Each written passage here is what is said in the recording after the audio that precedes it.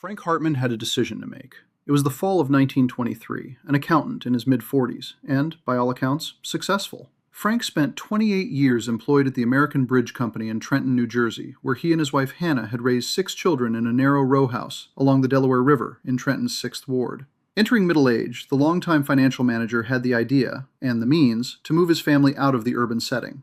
In addition to a growing family, the Hartmans were also welcoming in Hannah's mother, who was in her 70s, widowed, and would need some space of her own.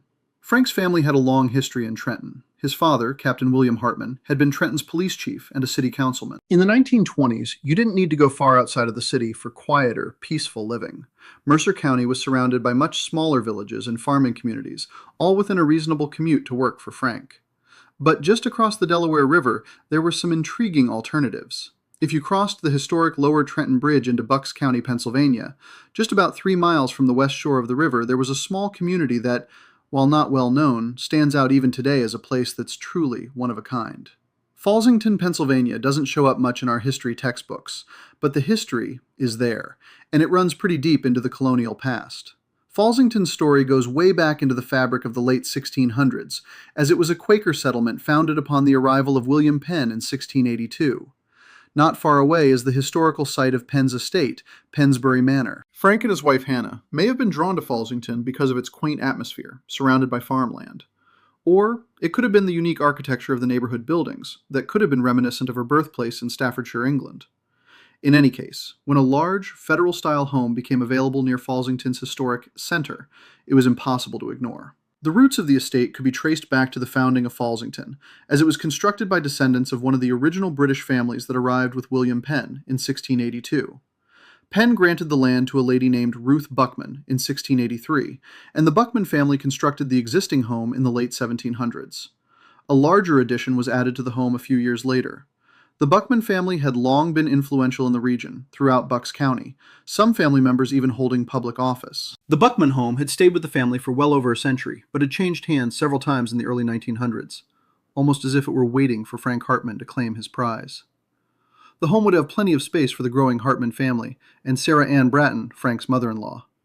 The Buckman property had a large yard for gardening, which was important to Hannah, and a charming existence just steps from Fallsington's Meeting House Square, the historic center of the village. Nearby were 3 surviving meeting house structures completed by the Society of Friends, or Quakers, as many say.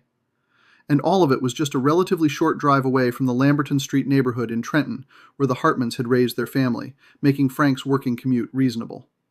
Frank was prepared. He had a new car, his 1922 Jewett 6 touring model. Frank completed the purchase of the large home, land, and its barn in the fall of 1923 from David Satterthwaite, with a plan to modernize some of the home's features before moving in. By early 1924, Frank and Hannah and their 5 youngest children, Alice, Ruth, Albert, Pat, and Olive, made the big move from Trenton, over the river, and in to Fallsington. Pat Hartman, the second youngest of Frank and Hannah's children, recalled in 1997 moving to Fallsington. The big house is what we called it. The house had 9 fireplaces. Dad had most of them covered and installed electric heaters, which were much cleaner, but not so picturesque.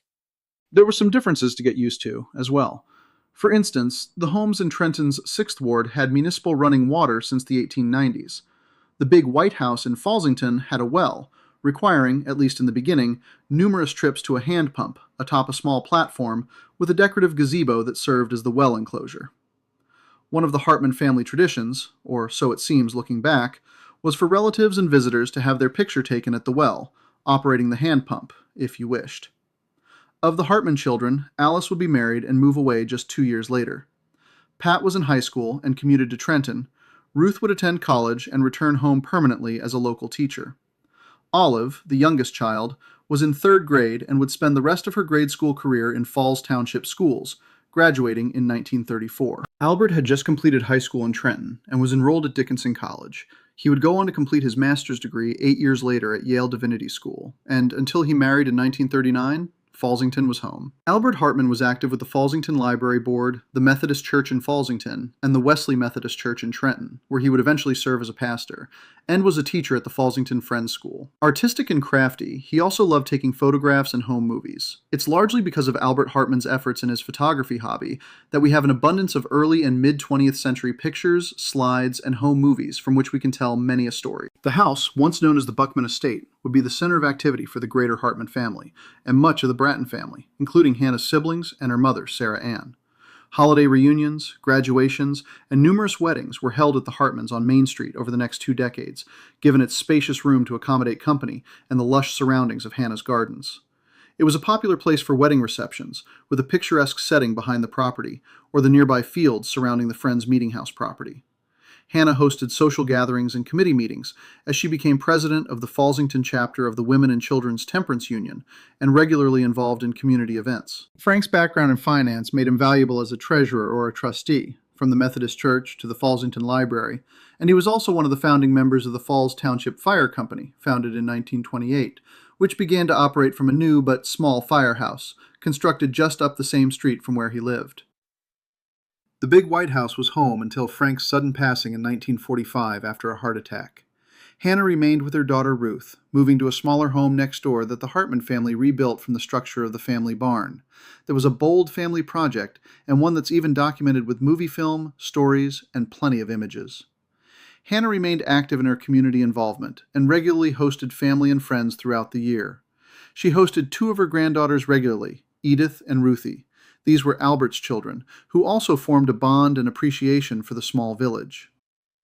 Hannah and Frank's descendants spread out to every part of the United States, some even to Australia, and others took their work to the Middle East. But nearly every one of them looks back to that White House as the home, where so much of the family identity comes back to, well over a half-century later. It's our hope that those who have lived in Fallsington since experience the same peace and a sense of home. It's worth remembering. The idea behind this collection is to share and imagine what moving to Fallsington could have been like over 100 years ago. An exciting idea, and a lens to look at Fallsington's history through just one family. I'd say it was a good move. There's much more to share from Albert Hartman's albums. Thank you so much for watching, and I hope you look forward to seeing more of this material as much as we look forward to sharing local and family history of a century ago.